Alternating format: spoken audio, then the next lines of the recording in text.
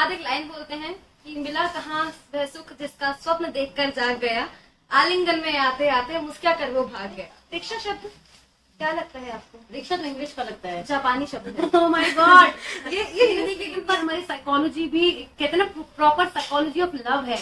कृष्ण ने राधा से प्रेम किया, राधा ने कृष्ण से प्रेम किया, साथ रहकर नहीं अलग रहकर प्रेम किया। सीता ने राम से, राम ने सीता से, लेकिन उनका प्रेम आप वियोग में भी देख पाते हैं। Hi, this is Neha and I welcome you all to this session, जिसमें आज हमारे साथ जुड़ी हैं हमारी एक मेहमान जिनका नाम है मिस आकृति कठेरिया। जैसा कि मैं आपको साइकोलॉजी के डिफरेंट सेशंस में आज तक बताती आई हूँ कि साइकोलॉजी जुड़ी है बहुत सारे सब्जेक्ट से, बहुत सारे ब्रांचेस से। तो आज क्योंकि हमारे साथ आकृति कठेरिया जुड़ी है जो कि एक हिंदी की स्टूडेंट है, उनके बारे में और जानेंगे उन्हीं की जुबानी। लेकिन उससे पहले मैं आपको ये बताते चलूं कि वो हमें हिंदी के पर्सपेक्टिव से साइकोलॉजी का एक नया एंगल दिखाने वाली है। तो ये वीडियो बहुत इंटरेस्टिंग होगा। सबसे पहले मैं वेलकम करना चाहूंगी आकृति जी का। So I would like to welcome you to our session today. Okay, तो आकृति जी आप हमें अपने बारे में बताइए, जो भी आप हमें अपने बारे में इंट्रोडक्शन में बताना चाहती हैं। जैसा कि बताया, मेरा नाम आकृति कठेरिया है और मैं दिल्ली यूनिवर्सिटी की छात्रा हूँ। अभी फिलहाल मैं पोस्ट ग्रेजुएशन के लिए तैयारी कर रही हूँ और ग्रेजुएशन मेरा कंप्लीट हो चुका है, जो कि हिंदी से ही हुआ है, और पोस्ट ग्रेजुएशन भी मैं हिंदी से करने वाली हूँ। अब हम जानना चाहेंगे कि आपकी क्या इंटरेस्ट है हिंदी लिटरेचर के अलावा भी, और किन चीजों में बहुत ज्यादा इंटरेस्टेड रहती हैं? सबसे बेसिक इंटरेस्ट है डांसिंग, और उसके बाद अगर कोई इंटरेस्ट आता है तो वो है कि दूसरों की पोइट्री सुनना, उसमें से चीजों को ग्रैस्प करना। ये तो बेसिक इंटरेस्ट है ही है मेरे। नहीं, आज के सेशन में मैं आकृति से जानने की कोशिश करूंगी, जैसा कि मैंने आपको पहले ही बताया, कि हिंदी को हम साइकोलॉजी से कैसे कनेक्ट करेंगे। हमारा सबसे पहला क्वेश्चन है कि आप मन को हिंदी साहित्य की दृष्टि से कैसे देखते हैं। मीन्स जो हमारा मन, हम साइकोलॉजी में मन को स्टडी करते हैं, माइंड को स्टडी करते हैं, तो उस मन को आप अपने हिंदी लिटरेचर में किस तरह से देखते हैं? तो जैसे आप लोग मन को स्टडी करते हैं, हमारा भी एंगल वही है, बस उसमें चीजों को ऐड करते जाना अपने तरीके से, अपने नजरिए से, बस उसमें वही चीजें होती हैं। मैं आपको बताती हूँ, सबके नजरिया हर चीज को लेकर अपना अलग अलग होता है। मेरे अनुसार मैं अगर बताऊं, मेरे विचारों के अनुसार बताऊं, तो मन अर्थात अंतरात्मा, मन अर्थात नजरिया, या मन अर्थात विचार, जो बाहरी वातावरण से हमारे अंदर चले आते हैं और हम अपने तरीके से उनको ढालने का प्रयास करते हैं। आगे कहते हैं सबका यथार्थ अलग अलग है, उसी तरह मेरा यथार्थ मन को लेकर बिल्कुल अलग है। मन मतलब वो चीजें जो हमने किसी और से नहीं सीखी, खुद से बनाई। जैसे अगर कोई इंसान कुछ खेलना चाहता है, कुछ लिखना चाहता है, या कुछ ऐसा करना चाहता है जो सिर्फ उसकी पर्सनल चॉइस है, जो सिर्फ वही चाहता है और कोई नहीं चाहता है, वही मन है। और इससे ज्यादा मन को डिफाइन करने के लिए हमें बहुत अंदर तक उतरना पड़ेगा, तो वो आप ही बताइए। अच्छा, मेरा एक क्वेश्चन आपसे यहाँ पर ये भी है कि जैसे जो शब्द होते हैं हिंदी साहित्य में, देखिए प्रॉपर अगर हम हिंदी लिटरेचर में चले जाएं तो शब्द वही की चीज है, लेकिन उन्हीं शब्दों का अलग अलग मायने हो जाते हैं। हम साइकोलॉजी में ये भी पढ़ते हैं कि शब्द जो होते हैं वो अलग अलग तरीके से इंसान पर प्रभाव डालते हैं। तो आप उस चीज पर थोड़ा सा यहाँ पे प्रकाश डालिए कि कैसे जो शब्द हैं वो इंसान की भावनाओं को द्वेलित कर देते हैं, या फिर बहुत ज्यादा किसी के साथ खराब भी कर सकते हैं। मैं आपको एक एग्जाम्पल से समझाती हूँ, क्योंकि मैं हिंदी से हूँ तो मैं उसी तरह से आपको समझा पाऊंगी। कि एक शब्द होता है जमाना। जमाना का सब समझते हैं, जैसे दही जमाना, ये सब जमाना।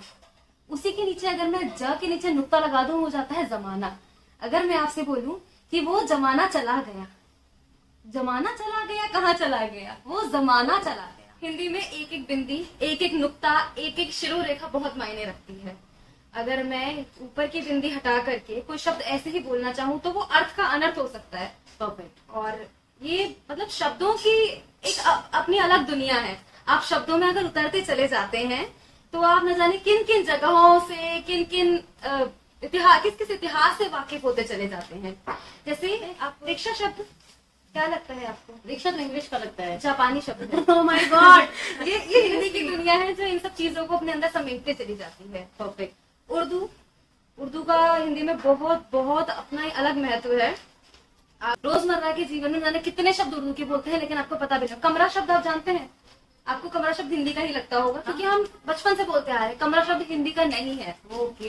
हाँ, तो हिंदी वो हिंदी नहीं है जो हिंदी दुनिया समझ रही है। हिंदी वो हिंदी है जो अभी तक खोजी ही नहीं जा चुकी है। Okay, nice. आज की यूथ को, क्योंकि आप बहुत यंग हैं, तो मैं जो अपने नेक्स्ट क्वेश्चन देने वाली हूँ वो हमारे यूथ से जुड़ा है कि आज कि जो हिंदी साहित्य है वो प्रेम को किस नजर से देखता है, क्योंकि इस प्रेम पर हमारी साइकोलॉजी भी कहते हैं ना, प्रॉपर साइकोलॉजी ऑफ लव है।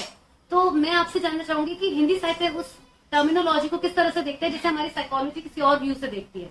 देखिए, सबसे पहले तो मैं ये बोलना चाहूंगी, चाहे आपकी साइकोलॉजी हो चाहे साइंस हो, वो प्रेम के चिथड़े उड़ा देते हैं वो उसको पोस्टमार्टम करके दम लेते हैं, लेकिन हिंदी वाले ऐसे नहीं है। ओके जैसे हम मान के चलिए किसी को अपना प्यार नहीं मिला, और ये कोई बड़ी बात नहीं है, ये देखते आ रहे हैं लैला मजनू सब अलग अलग हुए, तो प्रसाद एक लाइन बोलते हैं कि मिला कहाँ वह सुख जिसका स्वप्न देखकर जाग गया, आलिंगन में आते आते मुस्कुरा कर वो भाग गया। तो प्रेम सिर्फ मिलन नहीं है, प्रेम बिछड़ना भी है, प्रेम वियोग भी है। हिंदी पढ़ते पढ़ते मैंने जाना, शुरुआती दौर में क्या होता है, हर कोई चाहता है कि हम उससे मिल गए, यही प्रेम है। प्रेम वो नहीं है, वास्तविक प्रेम वो है जो आप अलग रहकर सीख रहे हैं, अलग रहकर देख रहे हैं। प्रेम को क्या ही परिभाषित किया जा सकता है, ये तो सभी जानते हैं, सबका अपना अलग अनुभव होता है। लेकिन लोग समझते हैं कि प्रेम साथ रहना है, ऐसा बिल्कुल भी नहीं है। प्रेम बांधना नहीं सिखाता, उड़ना सिखाता है। अहमद फराज की एक लाइन मैं याद नहीं कर पा रही हूँ, लेकिन इसका कुछ भाव इस तरह से है कि मैं कोई पेंटिंग नहीं हूँ जो दीवार में बंधी रहूंगी, मैं कोई पेड़ नहीं हूँ जो जड़ से जुड़ी रहूंगी, मैं उड़ना चाहती हूँ, देखना चाहती हूँ, कोई तितली नहीं हूँ जो एक ही फूल पर बैठी रहूंगी। तो एक प्रेमिका जब ये भावों को स्पष्ट कर पाए, हिंदी में वो प्रेम है, वो नहीं जो आप बंधे रह गए, वो नहीं जो आप एक कोने में कैद हैं जहाँ आपकी कोई पूछ तक नहीं है। कृष्ण ने राधा से प्रेम किया, राधा ने कृष्ण से प्रेम किया, साथ रहकर नहीं, अलग रहकर प्रेम किया। सीता ने राम से, राम ने सीता से, लेकिन उनका प्रेम आप वियोग में भी देख पाते हैं। इस तरह का प्रेम की कोई पर आदमी उन्हें छू तक नहीं सकता।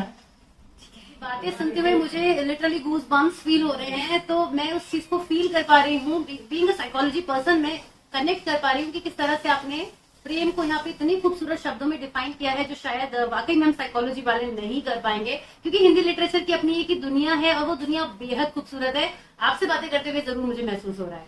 जी शुक्रिया।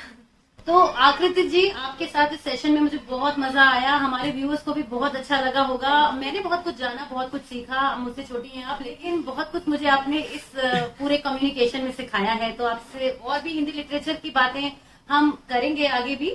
और आज के हमारे सेशन में हमसे जुड़े रहने के लिए आपका बहुत बहुत धन्यवाद। उम्मीद है आपसे दोबारा फिर मुलाकात होगी इसी चैनल पर। Thank you so much.